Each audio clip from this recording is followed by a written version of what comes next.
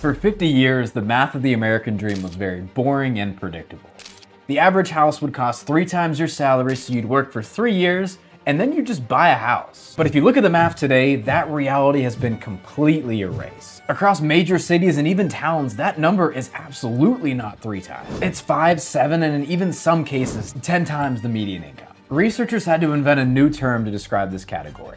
They refer to it as impossibly unaffordable. When a 6-figure salary can't afford a basic 40-year-old starter home without bankrupting your future, the system isn't broken. It is functioning exactly how it was intended. Today, we're breaking down the modern pricing trap and exactly how the financial sector turned a basic human need into $1 million prison.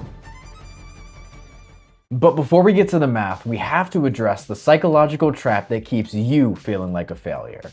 And it's the advice from the older generation. Your parents or traditional financial gurus will tell you to save up to 20% down payment, skip the vacations, and buy a starter home. But they're giving you advice from an economy that died 20 years ago. When previous generations bought a house, it was tied to their local economy. It was based on what a local worker could pay with their local salary. The price tag simply reflected the cost of wood, bricks, and local labor. Today, housing has completely decoupled from your wages. You aren't paying for wood and bricks anymore. You're paying a premium for a financial asset. The traditional starter home went extinct because it was forcibly rebranded by the financial sector as an entry-level investment vehicle. So how did your wages get left so far behind while the house became a luxury asset? To understand that, you have to understand the biggest financial lie sold to the modern middle class: the dual income trap. Decades ago, a single income could buy a family home. And society told us if a second income joined the workforce, that family could have double the money. They could buy a bigger house in a bigger neighborhood and build massive wealth.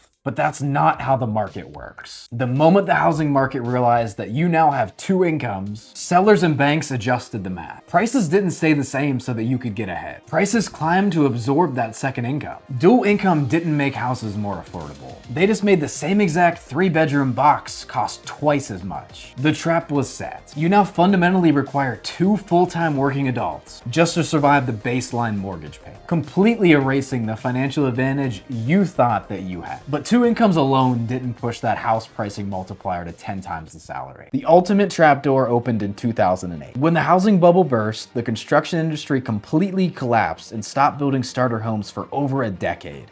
Millions of regular families lost their house to foreclosure.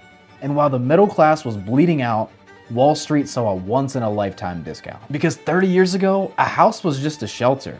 Today, your starter home is a part of a global investment strategy. Over the last 2 decades, wealthy individuals, private equity firms, and global funds found themselves with massive amounts of cash.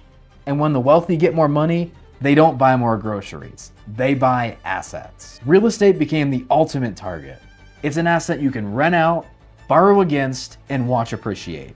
Suddenly, a normal family making $90,000 a year wasn't just bidding across a family down the street. They were bidding against global capital looking for a safe place to park its cash to fight inflation. We had a decade of underbuilding colliding with a flood of global investor cash. Maximum money chasing minimum homes. That is why the price tag on Zillow feels completely disconnected from reality. It no longer reflects the cost of bricks and labor. It reflects the fact that your living room is now a global financial product. As prices rose faster than pay, the banks stepped in with the final piece of the trap: debt. To keep people buying these inflated assets, lenders approved bigger and bigger loans, stretching buyers to their absolute limits, which led us straight into the ultimate trap that we're sitting in right now as we speak. During the pandemic, the government dropped interest rates to historic lows. Millions of homeowners locked in rates at 3%.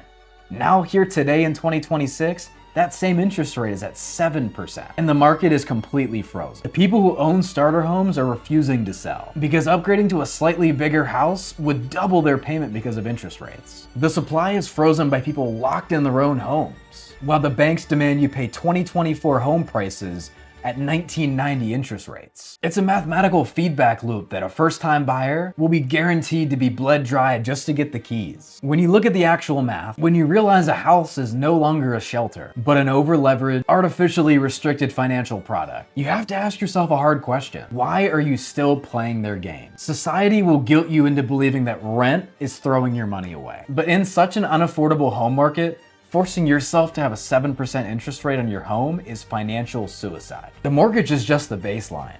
It doesn't cover your insurances, the maintenance on the roof that's eventually going to need to be replaced, or even the property taxes to assure that you get to keep your home. When the entire system is designed to turn your six-figure salary into zero net worth, the only way to win is to refuse to pull the trigger. If you found this video enjoyable, you'll absolutely love this video. It's relative to the car market and how everything is falling upside down. Thank you so much for watching and enjoy the rest of your day. Take care.